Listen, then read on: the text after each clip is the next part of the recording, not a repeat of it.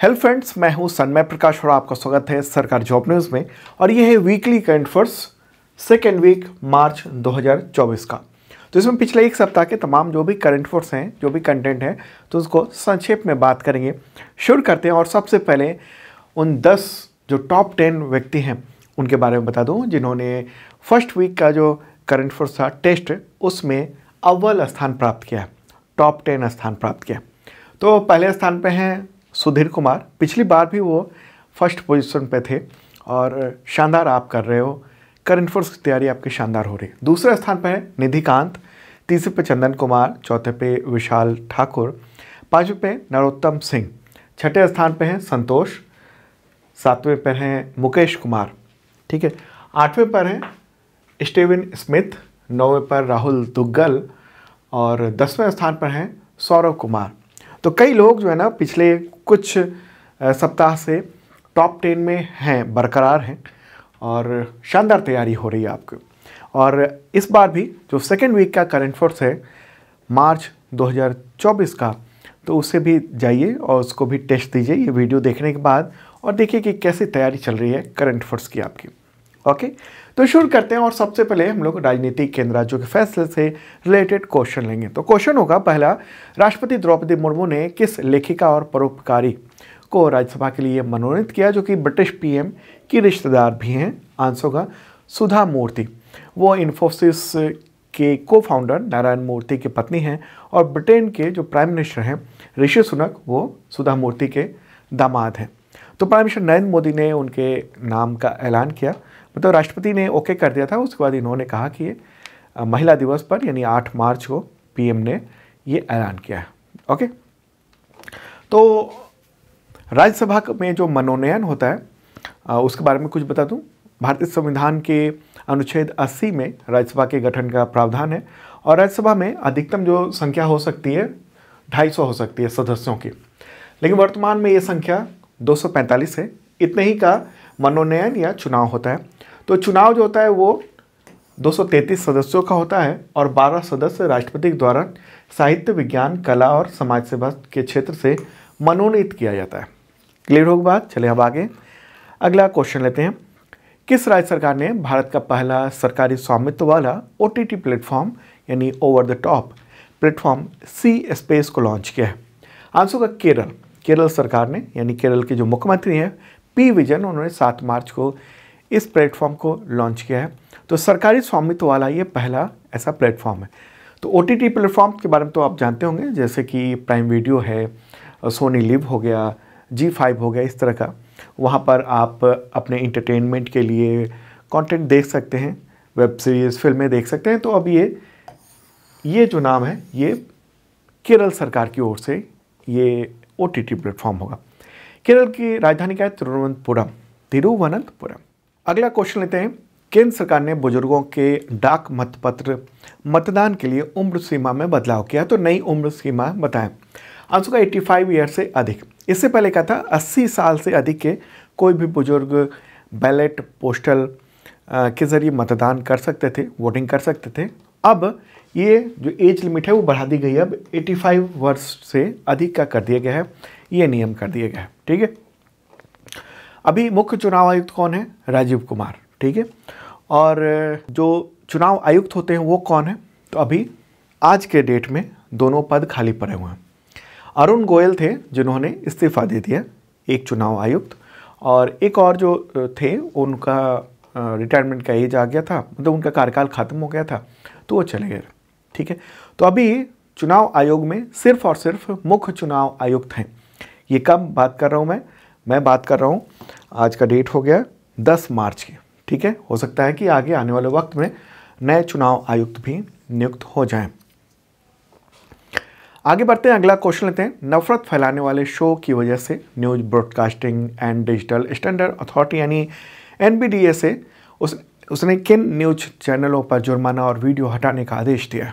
Answer होगा इसका आज तक, न्यूज़ 18 इंडिया और टाइम्स नाउ नव भारत, ठीक है। नफरत फैलाने का काम किया इन्होंने अपने प्रोग्राम के जरिए, ठीक है। तो इन 3 टीवी चैनलों पर यह कार्रवाई की गई है, किसके द्वारा?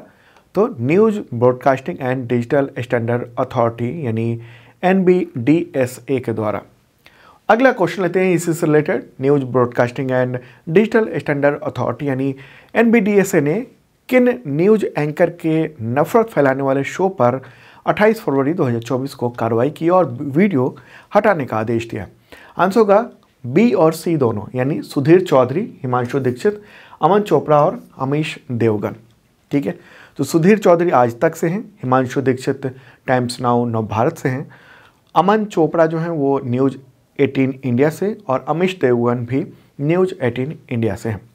तो इनके कुछ जो प्रोग्राम थे उनमें ये कहा गया कि नफ़रत फैलाने का काम जो है किया गया और इसी वजह से इन पर जुर्माना का भी कुछ पर जुर्माना भी किया गया है NBDSA के द्वारा। NBDSA जो ना वो गवर्नमेंट का ऑर्गेनाइजेशन नहीं है, ये एक स्वतंत्र निकाय है, प्राइवेट ग्रुप कह लीजिए, तो वो ये डिसीजन लेता है।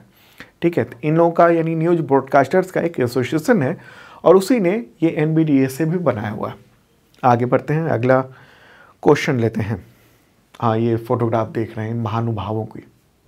ठीक है, अब अपॉइंटमेंट से रिलेटेड क्वेश्चन लेंगे, नियुक्ति से रिलेटेड क्वेश्चन। क्वेश्चन होगा संसद सुरक्षा का प्रमुख यानी संयुक्त सचिव सुरक्षा किस IPS अधिकारी को बनाया गया? आंसर होगा अनुराग अग्रवाल। ठीक है, IPS अधिकारी हैं वो और संसद की सुरक्षा का जिम्मा वो दिया हुआ है CISF के पास। ठीक है, तो उसके वहाँ जो पूरी टीम होगी उसको ये लीड करेंगे।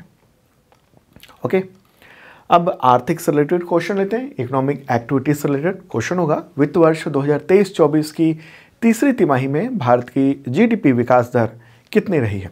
आंसर होगा 8.4%। कितना है? 8.4%। ये बेहतर आंकड़ा देखने को मिल रहा है और ये जारी किसने किया? तो राष्ट्रीय सांख्यिकी कार्यालय यानी नेशनल स्टैटिस्टिकल ऑफिस यानी NSO ने जारी किया 29 फरवरी को। ओके, तो ये तीसरी तिमाही का मतलब क्या हुआ? अक्टूबर से दिसंबर 2023 तक का GDP विकास दर कितनी? 8.4%। ये इसकी तुलना हम कब से कर रहे हैं? तो पिछले फाइनेंशियल ईयर के जो तीसरी तिमाही थी उससे हम तुलना कर रहे हैं, यानी ये जो 23-24 की कर रहे हैं तो इसकी तुलना हम कर रहे हैं 22-23 की तीसरी तिमाही से। ठीक है, रुपए में जो GDP है वो 43.72 लाख करोड़ रुपए के आसपास का होता है। अच्छा, 2023-24 की जो दूसरी तिमाही थी उसमें कितना GDP ग्रोथ रेट था जुलाई से सितंबर में? तो 7.6% था। ठीक है, और पहली तिमाही में कितनी थी? 7.8% था। आगे बढ़ते हैं और अब डिफेंस रिलेटेड क्वेश्चन लेते हैं। और हाँ, आपको बताऊं कि इसका PDF भी अवेलेबल है। जिन लोगों ने मेंबरशिप लिया हुआ है वो सरकार जॉब न्यूज़ के जो ऐप है उससे डाउनलोड कर सकते हैं। तुरंत जाइए, अगर आपने मेंबरशिप लिया हुआ है तो बहुत मामूली सा प्राइस है उसका, तो वहाँ से आप डाउनलोड कर सकते हैं और जो टेस्ट है वीकली उसमें पार्टिसिपेट कर सकते हैं। और तो जो टॉप 10 आता है तो उसको हम अगले जो वीडियो आएगा उसमें हम अनाउंस भी करते हैं टॉप 10 के बारे में। ठीक है, और हाँ, तमाम एग्जामिनेशन की तैयारी यहाँ पर शानदार ढंग से होती है सरकार जॉब न्यूज़ के ऐप पर। और उसके लिए 2 तरह के मेंबरशिप प्लान है, बेसिक है और एक है ISPCS membership plan. Basic membership plan जो है वो SSC, पुलिस, टीचर, रेलवे इन सब के लेवल का है और दूसरा ISPCS लेवल का जो करंट अफेयर्स है उसके लिए अलग तरह के प्लान है। तो आप देख सकते हैं बहुत ही मामूली सा प्राइस है, छूट चल रही है, खत्म होने वाली छूट, और उसके ज़रिए आपको आगे की अवधि तक और पिछले भी 2 साल के आपको वीडियो, टेस्ट, मॉक टेस्ट, ठीक है, PDF, ये सब कुछ मिल जाता है। देखिएगा ज़रूर, इस वीडियो के डिस्क्रिप्शन में ऐप का जो लिंक है वो दिया हुआ है। तो डिफेंस रिलेटेड क्वेश्चन होगा भारतीय नागरिक की टेक्निकल टीम फरवरी या कहें मार्च में, मतलब उन दोनों के बीच में, तो किस देश में स्थित 3 एविएशन प्लेटफॉर्म का संचालन करने के लिए भारतीय सैन्य कर्मियों की जगह लेने पहुंची? तो किस देश में? आंसर का इसका मालदीव। ठीक है, मालदीव। तो 29 फरवरी को भारत सरकार ने कहा कि जो पहली टेक्निकल टीम है वो वहाँ पहुँची है और जो वहाँ भारतीय सैन्य कर्मचारी हैं तो उनकी जगह ये अड्डू एक द्वीप है मालदीव में, तो वहाँ पर पहुँचे। मालदीव कहाँ पर है? ये रहा ऊपर प्यारा भारत देख रहे हैं उत्तर में, और ये दक्षिण की ओर ये है मालदीव। बहुत सारे द्वीपों का ये देश है। मालदीव में लगभग 88 भारतीय सैनिक हैं और ये लोग हेलीकॉप्टर और एयरक्राफ्ट उसका ऑपरेशन संभालते हैं, मतलब संचालन संभालते हैं। लेकिन अब वहाँ टेक्निकल टीम जा रही है। क्यों? क्योंकि वहाँ जब से राष्ट्रपति बने मोहम्मद मुइज्जू, वो चीन समर्थक है। उसके बाद से भारत से उनका थोड़ा तनाव चल रहा है। और मालदीव की राजधानी क्या है? माले है। ठीक है, आगे बढ़ते हैं। अब स्पोर्ट्स से रिलेटेड क्वेश्चन लेंगे। केंद्र सरकार ने इनमें से किस खेल प्रतियोगिता में पदक विजेताओं को भी सरकारी नौकरी के लिए पात्र घोषित किया है? आंसर का इसका खेलो इंडिया। तो खेलो इंडिया का जो यूथ गेम्स होता है, खेलो इंडिया के यूनिवर्सिटी गेम्स, खेलो इंडिया का पैरा गेम्स और खेलो इंडिया का ही विंटर गेम्स, तो उन सब के जो पदक विजेता हैं उनको भी अब नौकरी, सरकारी नौकरी में वरीयता मिलेगी, वो पात्र हो सकेंगे जो छूट मिलती है उसके लिए। ठीक है, खेलो इंडिया की शुरुआत कब हुई थी? 2018 में की गई थी। अगला क्वेश्चन, महिला क्रिकेट में सबसे तेज गेंद फेंकने का रिकॉर्ड किस खिलाड़ी ने बनाया है? आंसर का शबनीम इस्माइल। क्या नाम है? शबनीम इस्माइल। तो उनका जो ये रहा नया रिकॉर्ड, 132.1 किलोमीटर पर आवर की स्पीड। अब मूलतः वो दक्षिण अफ्रीका से हैं और भारत में जो महिला प्रीमियर लीग है यानी वुमेन्स प्रीमियर लीग WPL, उसमें मुंबई इंडियंस की टीम में है वो खिलाड़ी। अगला क्वेश्चन, एशियाई रिवर राफ्टिंग चैंपियनशिप 2024 जो मार्च में हुई है तो कहाँ पर आयोजित की गई? आंसर है शिमला में। ठीक है, तो हिमाचल प्रदेश के जो मुख्यमंत्री हैं सुखविंदर सिंह सुक्खू, उन्होंने 4 मार्च को इसका उद्घाटन किया। 4 से 9 मार्च तक ये आयोजन किया गया था हिमाचल प्रदेश में। राजधानी का हिमाचल प्रदेश की शिमला है ग्रीष्मकालीन और धर्मशाला है शीतकालीन। आगे बढ़ते हैं। अब अवार्ड से रिलेटेड क्वेश्चन लेंगे। क्वेश्चन होगा, देश के पहले नेशनल क्रिएटर्स अवार्ड तो वो किसने प्रदान किए मार्च 2024 में? Answer prime minister Narendra Modi. तो उन्होंने दिए हैं, अलग अलग जो क्रिएटर्स हैं उन सबको ये अवार्ड दिए गए और पहला क्रिएटर्स अवार्ड है। करीब 20 से ज़्यादा अवार्ड दिए गए हैं। तो ये है बात। आगे बढ़ते हैं। अगला क्वेश्चन, राष्ट्रपति द्रौपदी मुर्मू ने कितने कलाकारों को वर्ष 2022 और 23 के लिए संगीत नाटक अकादमी पुरस्कार दिए मार्च 2024 में? आंसर का 94। ठीक है, तो 6 मार्च को ये अवार्ड दिए गए हैं विशेष तौर पर 94 कलाकारों को। हालांकि उनमें से कुछ अनुपस्थित थे, लेकिन टोटल जो विजेता हैं वो 94 हैं संख्या। ठीक है, और ये किस साल कितने मिले इसका डेटा जो है ना वो PIB पे था नहीं, तो इसलिए इतनी इन्फॉर्मेशन है। अगला क्वेश्चन, राष्ट्रीय युवा संसद महोत्सव 2024 के विजेता का नाम बताएं? आंसर होगा यतिन भास्कर। ठीक है, राष्ट्रीय युवा संसद का आयोजन 9 फरवरी से 6 मार्च तक आयोजित किया गया था और ये देश भर के तमाम जो जिले हैं ना उन सब में पहले वहाँ लेवल पर, स्थानीय लेवल पर कंपटीशन हुआ, फिर वो जीतते और ये जो है ना वो यतिन भास्कर ये पहले स्थान प्राप्त किया उन्होंने। और अब बात करते हैं साइंस एंड रिसर्च से रिलेटेड। क्वेश्चन होगा, केंद्र सरकार ने किस मिशन के तहत AI यानी आर्टिफिशियल इंटेलिजेंस डेवलपमेंट को प्रोत्साहित करने के लिए 10,372 करोड़ रुपए के एक फंड को मंजूरी दी है? आंसर होगा भारत AI मिशन। क्या है? भारत AI मिशन इसका नाम है। इस मिशन का टोटल जो रकम का कोष है वो है 10,372.92 करोड़ रुपए। अगले 5 वर्षों के लिए ये कोष बनाया गया है ताकि आर्टिफिशियल इंटेलिजेंस के क्षेत्र में भारत से भी कुछ चीज़ें निकलें दुनिया भर के लिए। अभी आर्टिफिशियल इंटेलिजेंस के मामले में अमेरिका के जो इनोवेटर्स हैं, अमेरिका के जो कंप्यूटर इंजीनियर्स हैं वो लीड कर रहे हैं अभी पूरी दुनिया को, तो भारत भी कोशिश शुरू की है भारत ने भी। अगला क्वेश्चन, ड्राई आइस चर्चा में रहा जिसे खाकर गुरुग्राम के रेस्टोरेंट में लोगों के मुंह से खून आने लगा। तो ये क्या होता है ड्राई आइस? आंसर का कार्बन डाइऑक्साइड का ठोस रूप होता है।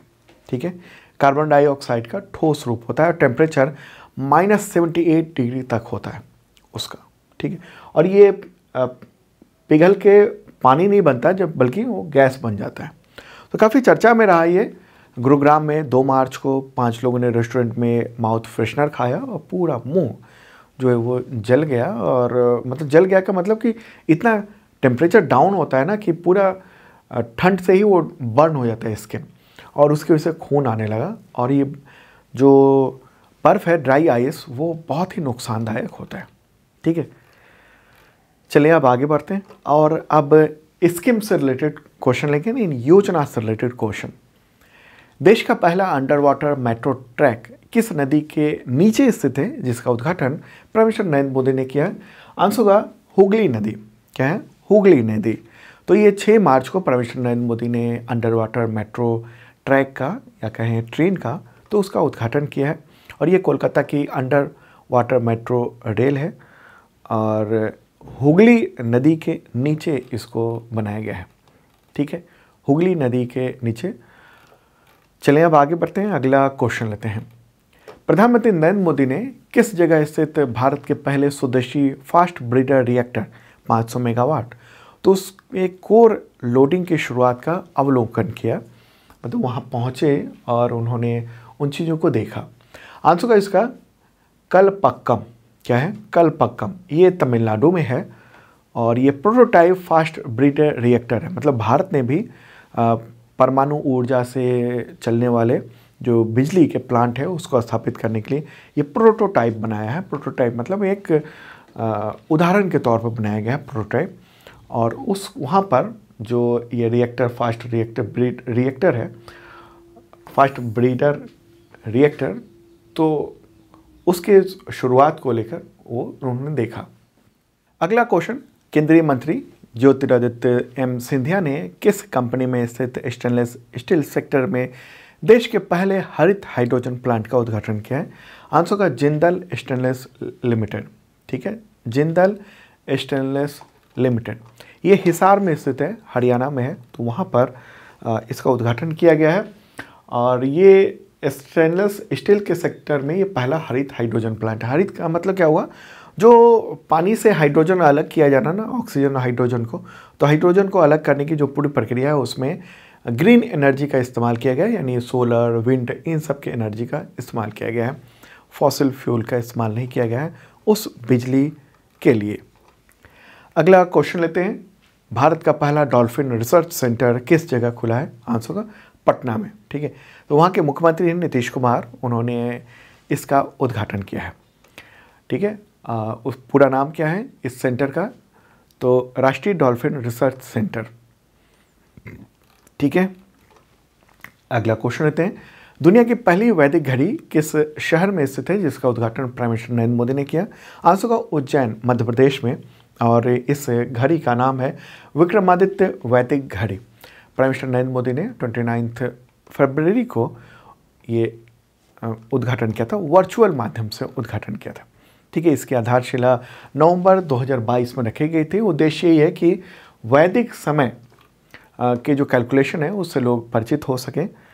उज्जैन में जंतर मंतर के भीतर ये 85 फीट ऊंचे टावर पर ये घड़ी लगी हुई है। हालांकि उद्घाटन के बाद इस पर साइबर अटैक हुआ और इसकी वेबसाइट और इसका जो पूरा सर्वर होगा है उसको तहस नहस करने की कोशिश की गई थी। लेटेस्ट अपडेट मैं बता रहा हूँ। ठीक है, तो ये मध्य प्रदेश में है। मध्य प्रदेश की राजधानी क्या है? भोपाल। वहाँ के मुख्यमंत्री कौन है? मोहन यादव। अगला क्वेश्चन लेते हैं। प्राइम मिनिस्टर नरेंद्र मोदी ने किस कंपनी द्वारा निर्मित भारत की पहली स्वदेशी हाइड्रोजन ईंधन सेल फेरी को थूथुकुडी, जो कि तमिलनाडु में है, तो वहाँ पर हरी झंडी दिखाई है? आंसर को कोचिन शिपयार्ड। ठीक है, कोचिन शिपयार्ड। ये वर्चुअल मोड से इसकी शुरुआत की गई, हरी झंडी दिखाई गई। हालांकि ये ना थूथुकुडी से ये फिर वाराणसी लाया जाएगा और वहाँ पर सर्विस के लिए तैनात किया जाएगा गंगा नदी पर। ठीक है, तो ये हाइड्रोजन ईंधन से ये चलता है, ज़ीरो एमिशन होता है। ठीक है, तो महत्वपूर्ण बात है। ओके, चलिए अब आगे बढ़ते हैं और अब अंतर्राष्ट्रीय संगठन से रिलेटेड क्वेश्चन लेंगे। क्वेश्चन होगा, सैन्य गठबंधन नाटो का 32वां सदस्य देश कौन बन गया है? आंसर का स्वीडन। क्या है? स्वीडन। तो स्वीडन अब 32वां देश बन गया है। ठीक है, इसका सदस्य बनने वाला नेटो का फुल फॉर्म क्या है? North Atlantic Treaty Organization. तो ये रहा प्यारा भारत और आप चलते हैं यूरोप की ओर और ये नॉर्डिक देश है इधर, तो उसी में यहाँ पर ये वाला जो देख रहे हैं आप, ये है स्वीडन। ये नॉर्वे है जो कि पहले से था मेंबर नेटो का शुरुआती सदस्य में, अभी ये बना है स्वीडन। और पिछले साल फिनलैंड को शामिल किया गया था। फिनलैंड जो ना 31वां देश था नेटो का मेंबर बनने वाला, और 32वां देश हो गया है स्वीडन। ठीक है, तो अभी ये दोनों क्यों बन गए मेंबर नेटो के? पहले ये तटस्थ थे, यानी हम न रूस की तरफ न उधर किसी भी सैन्य गठबंधन में नहीं रहना चाहते हैं, ऐसा था। लेकिन जब से रूस ने इधर यूक्रेन पर हमला किया और ये जो युद्ध हुआ है, उसके बाद से इन दोनों देशों ने ही उसी के बाद अप्लाई कर दिया था और आखिरकार मेंबर बन गया है। ठीक है, टोटल 32 देश हो गए हैं। पूरी लिस्ट मैंने पीडीएफ में दे दिया है। पीडीएफ में काफ़ी डिटेल में कंटेंट होता है, तो सरकारी जॉब न्यूज़ का जो ऐप है वहाँ से आप डाउनलोड कर सकते हैं। अब विदेश से रिलेटेड क्वेश्चन लेंगे। क्वेश्चन होगा, दुनिया का ऐसा पहला देश जिसकी संसद ने गर्भपात को लेकर संवैधानिक अधिकार का कानून पारित किया है, मतलब गर्भपात को संवैधानिक अधिकार का दर्जा दिया गया है। आंसर होगा फ्रांस। ठीक है, देखिए दुनिया के बहुत सारे देशों में गर्भपात को के लेकर अनुमति है, लेकिन सशर्त अनुमति है। यहाँ पर संवैधानिक अधिकार दे दिया गया है, तो ये एक महत्वपूर्ण बात है। दुनिया का ऐसा पहला है। संसद से पारित होने के बाद ये विधेयक और उसका एफएल टावर पर बड़े बड़े अक्षरों में ये लाइन लिखी गई, my body my choice, my body my choice. तो ये था। ठीक है, आगे बढ़ते हैं, अगला क्वेश्चन लेते हैं। उससे पहले फ्रांस के बारे में बताऊं, वहाँ के राष्ट्रपति कौन है? इमैनुअल मैक्रों है, और प्राइम मिनिस्टर भी होते हैं, उनका नाम है गैब्रियल एटल। राजधानी पेरिस है, भाषा वहाँ की फ्रेंच होती है, करेंसी यूरो है। अगला क्वेश्चन लेते हैं। नेपाल के प्राइम मिनिस्टर प्रचंड ने नेपाली कांग्रेस से गठबंधन तोड़कर किस पूर्व प्राइम मिनिस्टर की पार्टी सीपीएन एकीकृत मार्क्सवादी लेनिनवादी के साथ अलायंस बना लिया, जो कि चीन समर्थक माने जाते हैं? आंसर होगा केपी शर्मा ओली। ठीक है, केपी शर्मा ओली। तो फिर से प्रचंड ने पाला बदला है, नेपाली कांग्रेस का साथ छोड़ के अब इधर केपी शर्मा ओली के साथ आ गए हैं। केपी शर्मा ओली जब वहाँ के प्राइम मिनिस्टर थे नेपाल के, उस समय भारत और नेपाल के बीच में जो संबंध हैं बहुत ही कड़वे हो गए थे, बहुत ही कड़वे हो गए थे। नेपाल की बात कर लें, राजधानी है काठमांडू, प्राइम मिनिस्टर है, पूरा नाम क्या है? पुष्प कमल दहल प्रचंड। राष्ट्रपति यहाँ के रामचंद्र पौडेल। अगला क्वेश्चन लेते हैं। हंगरी के नए राष्ट्रपति कौन बने हैं? आंसर होगा तामास सुल्योक। क्या नाम है? तामास सुल्योक। ठीक है, तो वो नए राष्ट्रपति बन गए हैं। इससे पहले जो राष्ट्रपति थे, एक विवाद के चक्कर में उनको इस्तीफा देना पड़ा था। तो हंगरी कहाँ पर है? यूरोप में है, और यूरोप में यहाँ पर ये लैंड लॉक्ड देश है। ठीक है, चारों तरफ से जमीनी सीमा से हर देश से घिरा हुआ है। इसकी राजधानी है बुडापेस्ट। राष्ट्रपति नए बने हैं तामास सुल्योक। मुद्रा है फोरिंट। ये यूरोपीय संघ का सदस्य है, लेकिन इसकी मुद्रा यूरो नहीं है, फोरिंट है। ठीक है, आगे बढ़ते हैं और अगला क्वेश्चन लेते हैं। प्राइम मिनिस्टर नरेंद्र मोदी ने भारत के बाहर किस पहले देश में जन औषधि केंद्र खोलने का ऐलान किया है? आंसर होगा मॉरिशस। मॉरिशस में जन औषधि केंद्र खोला जाएगा, जो भारत के बाहर ऐसा पहला देश होगा जहां पर यह खोला जाएगा। ठीक है, मॉरिशस में। अगला क्वेश्चन लेते हैं। भारत और मॉरिशस के प्राइम मिनिस्टर ने किस द्वीप में हवाई पट्टी और जेट्टी का उद्घाटन किया है? आंसर होगा अगालेगा द्वीप। ठीक है, अगालेगा द्वीप ये मॉरिशस में है। तो ये अगालेगा द्वीप पर जो ये हवाई पट्टी है उसका विस्तार किया गया, विस्तार के बाद इसका उद्घाटन किया गया। तो ये भारत के लिए स्ट्रेटजिक तौर पर ये बहुत ही महत्वपूर्ण है। तो मैप में अगर देखेंगे तो मॉरिशस में यहाँ पर है अगालेगा द्वीप। ठीक है, अगालेगा द्वीप यहाँ पर है। मॉरिशस का जो मुख्य हिस्सा है ना वो यहाँ पर है, तो काफ़ी दूरी भी है इन दोनों के बीच में।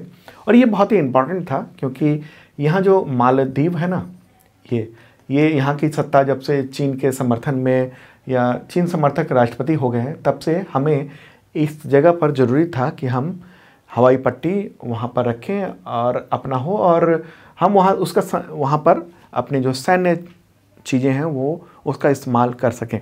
ठीक है, तो मॉरिशस में ये अगालेगा द्वीप ये महत्वपूर्ण हो जाता है। अगला क्वेश्चन लेते हैं, और उससे पहले मॉरिशस के बारे में बता दें। मॉरिशस के प्राइम मिनिस्टर कौन है? मॉरिशस के प्राइम मिनिस्टर प्रविंद जुगन्नाथ। ठीक है, राजधानी है पोर्ट लुइस। अगला क्वेश्चन, पाकिस्तान के 24वें प्रधानमंत्री कौन बन गए हैं? आंसर होगा शहबाज शरीफ। ठीक है, शहबाज शरीफ। तो नेशनल असेंबली चुनाव में वो दूसरी बार प्राइम मिनिस्टर अभी बने हैं। ठीक है, 24वें प्राइम मिनिस्टर। अगला क्वेश्चन, किस देश ने डेंगू के बढ़ते मामले की वजह से स्वास्थ्य आपातकाल की घोषणा कर दी है? आंसर होगा पेरू। ठीक है, आपातकाल का मतलब ये हुआ कि सारा ध्यान उस डेंगू को ख़त्म करने पर किया जाएगा, तो ये है। ठीक है, पेरू मैप में भी दिखा देते हैं पेरू कहाँ पर है। ये रहा अपना प्यारा भारत, और अब उसके लिए चलना होगा दक्षिणी अमेरिका जो महादेश है वहाँ पर।